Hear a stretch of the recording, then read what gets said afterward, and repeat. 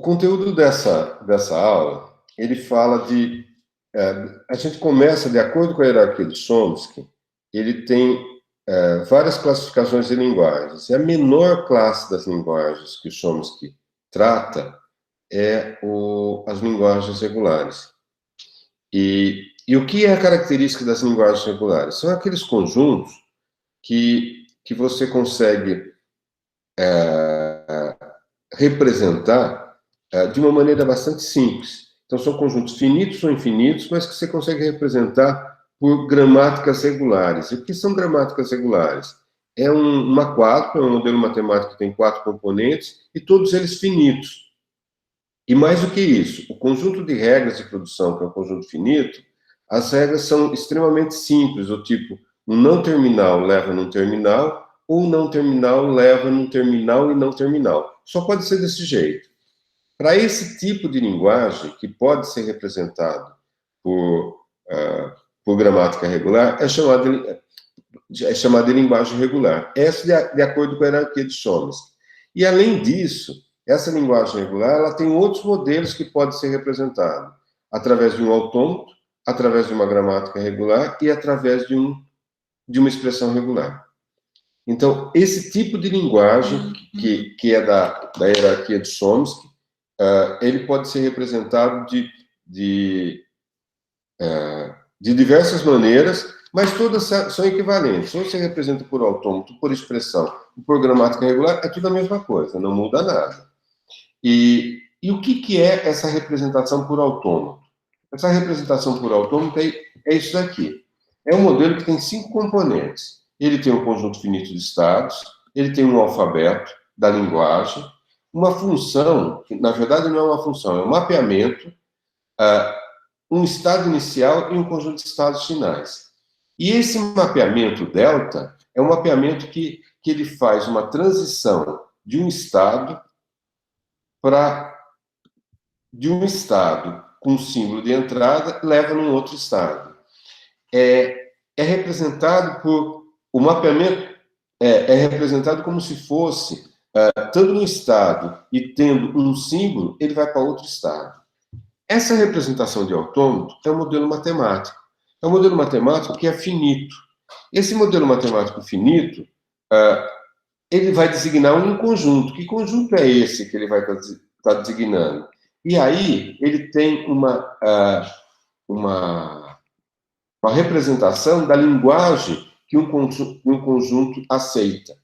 E a linguagem que um autômato aceita, ele é escrito da seguinte maneira.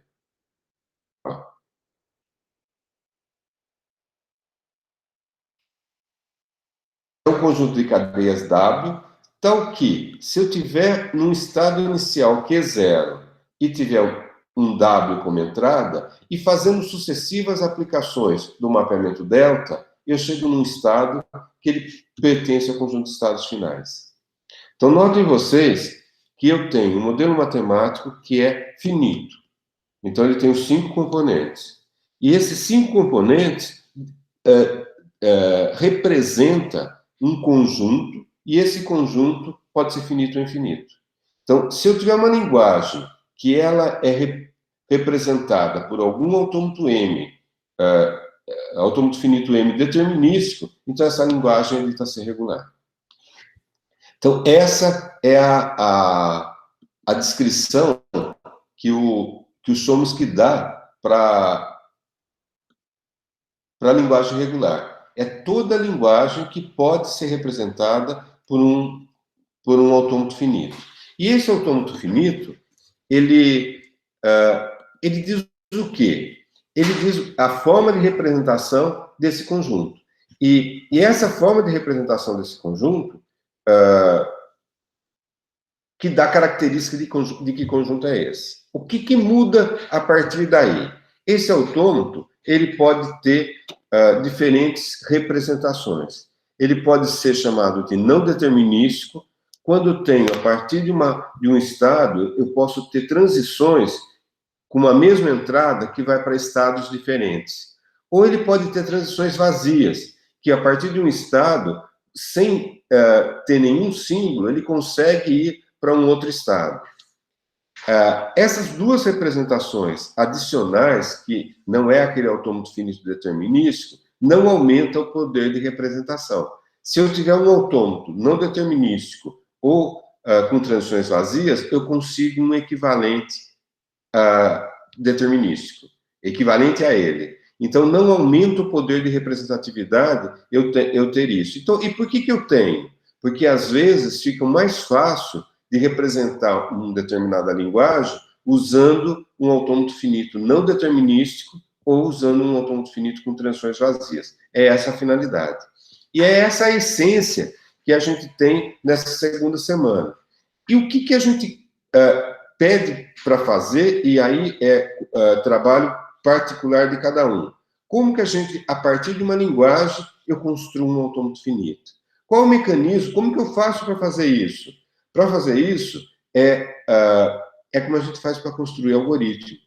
A gente faz com um problema grande, a gente divide num problema menor, resolve o problema menor se for possível, senão a gente quebra em problemas menores, é a divisão em conquista.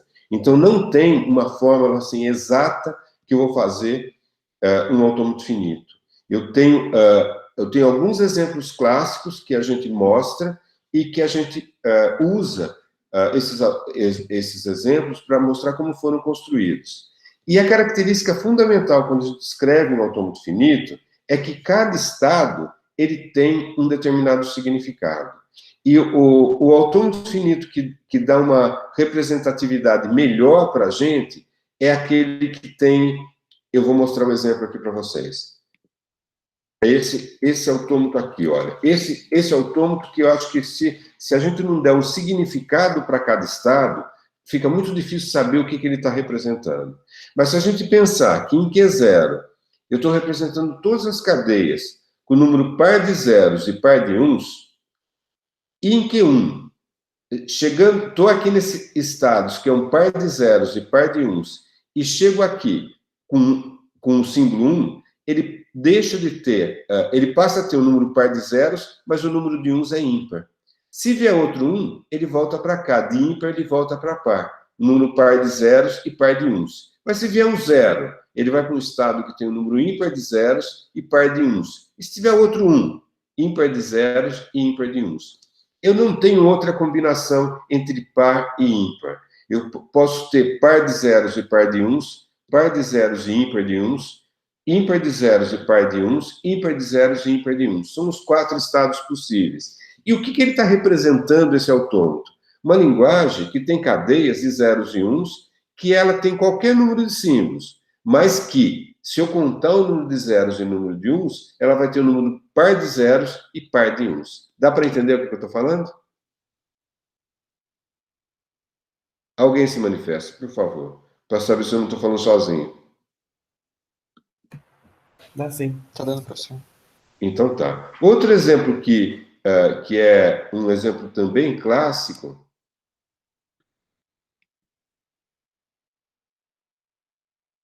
é esse daqui. Esse aqui não. Esse daqui.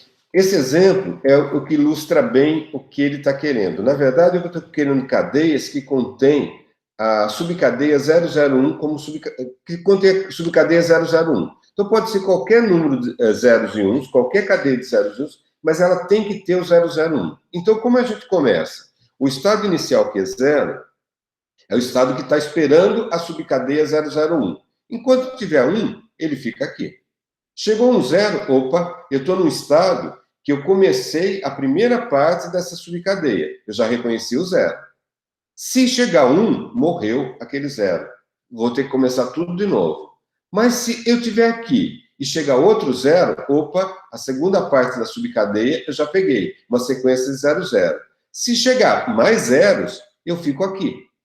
Se chegar 1, aí eu já peguei a subcadeia. Agora pode vir o que quiser, que eu fico no estado de aceitação.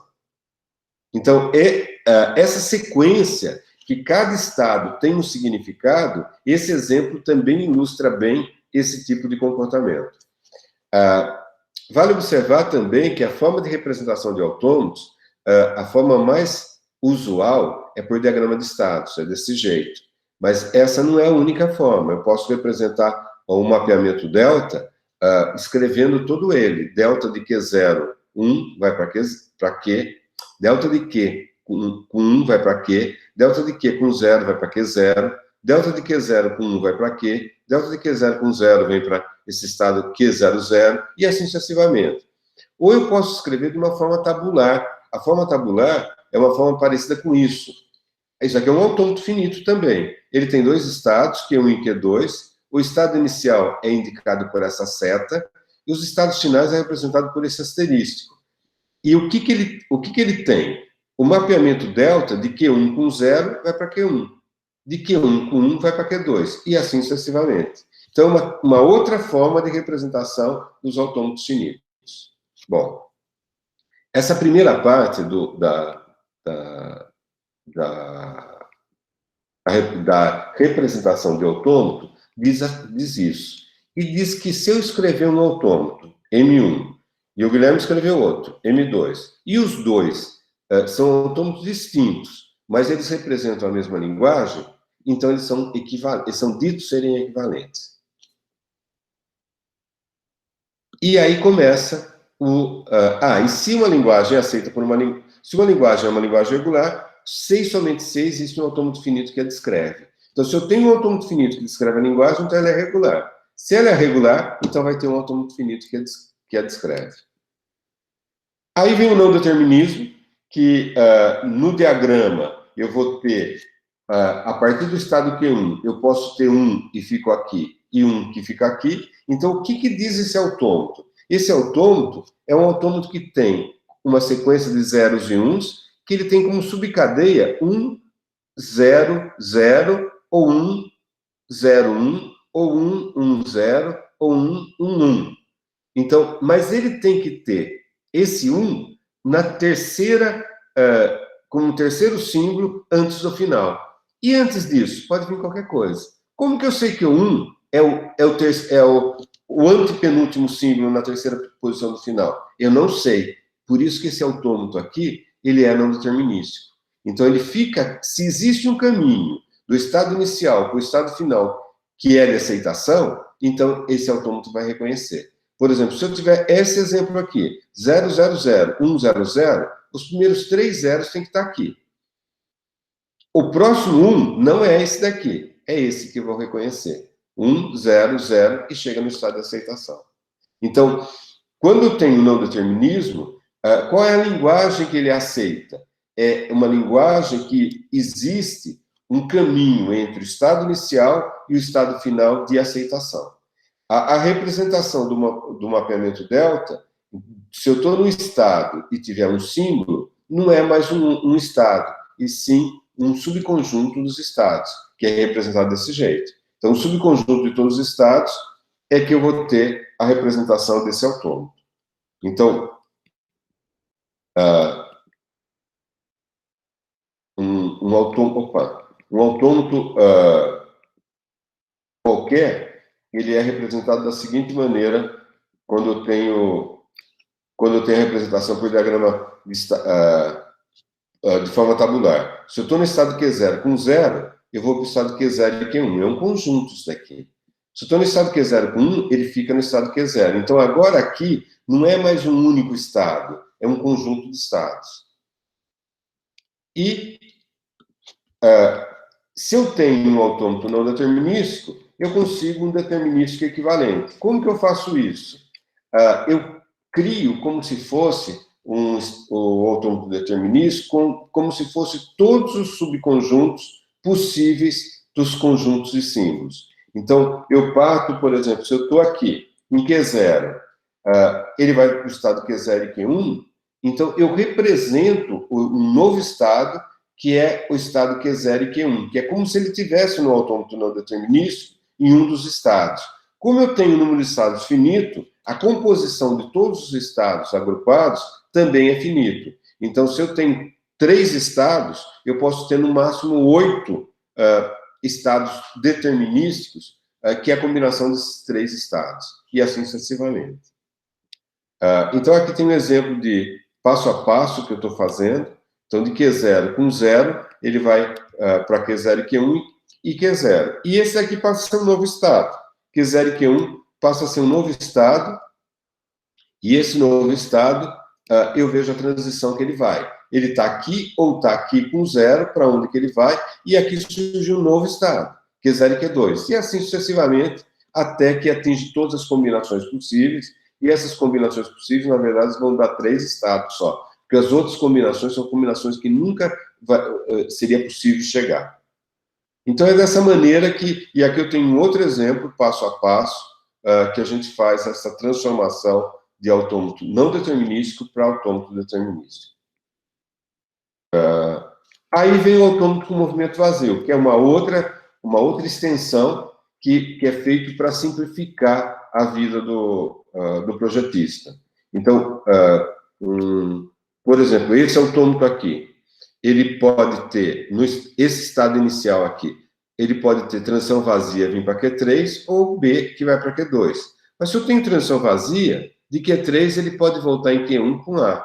E assim, ele pode ter uma forma de representar um determinado problema mais simples se eu não tivesse transição vazia. Mas se eu tenho a transição vazia, eu também posso eliminá-la. E aí vem um conceito de fecho ou close de um determinado estado, que é o alcance que ele tem. Então, para fazer essa transição de um autômato não determinístico com transição vazia para determinístico, eu tenho que ver... então, esse autômato aqui, ele tem transições vazias, eu tenho que primeiro... por exemplo, esse autômato tem 3 estados, P, Q e R, e as entradas A, B e C, e a transição vazia. Então, por exemplo, de P, com transição vazia, para onde ele vai? A, não está definido com transição vazia, então ele vai para P mesmo. Agora, o Q, com transição vazia, qual o alcance dele? Ele fica nele mesmo, ou vai para P. E P, para onde vai? É para ele mesmo, e assim sucessivamente. Então, eu tenho o que a gente chama de fecho, ou close, ou alcance. Então, o alcance de P é P, o alcance de Q é PQ, o alcance de R é PQR. E aí, eu vou fazer sem que eu tenha os mesmos estados, só que eu tenho que tirar essa transição vazia. Fazendo o quê? De P, ao invés de P, eu uso o alcance de P. E aí, com A, para onde ele vai? Para P. Não para P, para o alcance de P. E assim sucessivamente. Então, com P, ele vai para Q. Com B, ele vai para Q. Mas não é para Q só. Ele vai para Q e mais P, que é o alcance de Q. E assim sucessivamente. E aqui eu tenho, passo a passo, como eu vou fazer isso. Então, eu vou criar um outro autômato determinístico já, começando no estado inicial. Então, o primeiro estado é P, e aí eu faço P com A para onde vai, usando o fechamento. Usando, então, com A, ele fica em P, com B ele fica aqui, com C ele fica nesses 3 estados.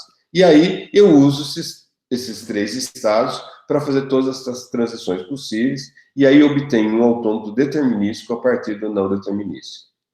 E é esse o conteúdo que a gente tem na aula de hoje. Tem várias transparências, mas o que fica em resumo, o que é um autômato finito determinístico, o que é um não determinístico, o que é um autômato não determinístico com transição vazias. A partir daqui, eu consigo chegar num autômato determinístico, a partir daqui eu consigo chegar no determinístico. Essa parte do determinístico para esses caras, por não determinístico ou por transição vazia, para mostrar que são equivalentes, é trivial, é muito fácil, não tem custo nenhum. Essa parte do não determinístico por determinístico e do transição vazia por determinístico que tem um determinado custo. É basicamente isso.